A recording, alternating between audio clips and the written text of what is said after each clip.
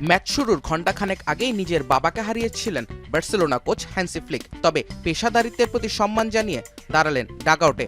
শিষ্যরাও তাকে নিরাশ করেনি। চিরপ্রতিদ্বন্দ্বী রিয়াল মাদ্রিদকে ঘরের মাঠে হারিয়ে শিরোপা উৎসব করেছে হ্যান্সি ফ্লিকের বার্সেলোনা।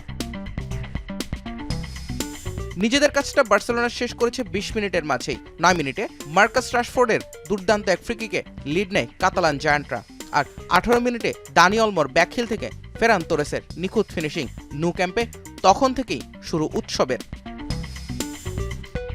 সাম্প্রতিক সময়ে নিজেদের কলহে বেশ বিধ্বস্ত রিয়াল মাদ্রিদ। মাঠের খেলাতেই পড়ল তার ছাপ।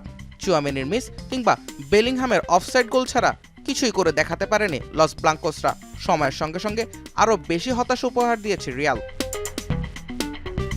দুই দলের সুদীর্ঘ প্রতিদ্বন্দ্বিতার ইতিহাসে এবারই প্রথম এল ক্লাসিকোতে শিরোপা জিতল বার্সা।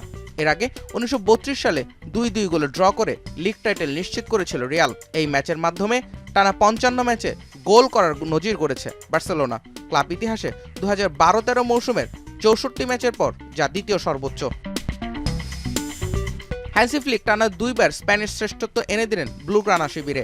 সব মিলিয়ে জার্মান কোচের অধীনে এটি বার্সার পঞ্চম শিরোপা। বার্সেলোনা ক্লাব ইতিহাসে মাত্র চতুর্থ কোচ হিসেবে নিজের প্রথম ২ মৌসুমে লিগ শিরোপা জিতেছেন ফ্লিক।